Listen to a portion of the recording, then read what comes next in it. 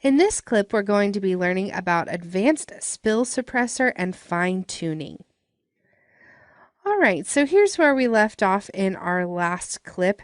And as you can see, we do have a lot of green around the edge of our actor.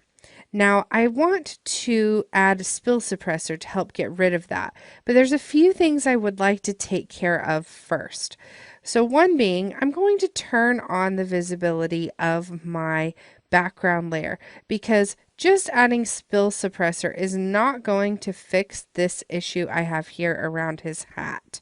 So there's some things I can do to start working on that.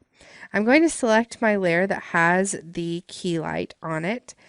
And let's go ahead and take a look at our screen matte.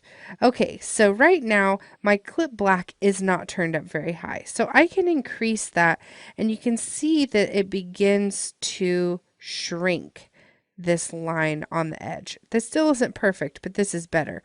However, you can also see that we get this area right here as a little bit of some blue coming through the background.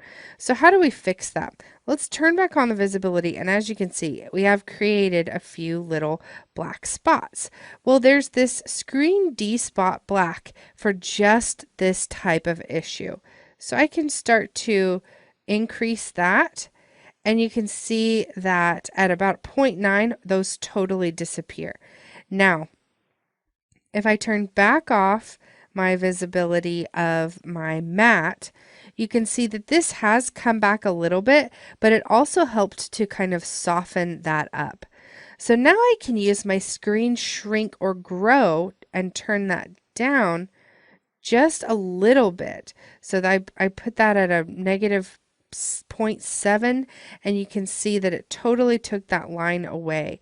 Now you could even go in with the screen pre-blur and start to edit that a little bit more, but sometimes that has a tendency to affect the areas that I don't want to affect, like right in here, we're totally losing his face.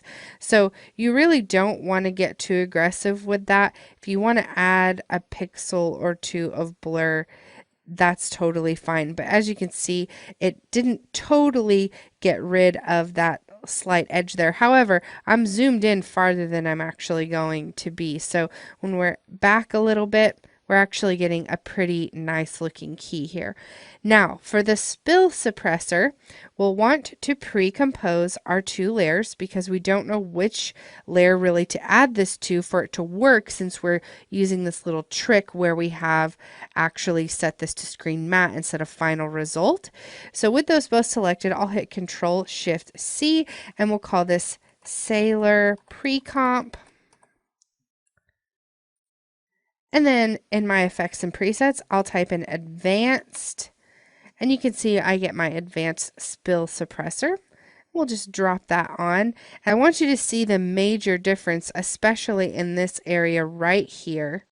So you can really see that green totally going away. And spill just means that on some areas of blur and areas like this where you've got something that might be a little transparent, it's going to help take that green away. All right, so this is really starting to look integrated and work really well for me, but I do think that there's still a little bit of color correction we could do to match our sailor to our background footage. So let's jump into our next lesson where I'll show you how to match up those colors for the maximum impact of integrating your green screen into your shot.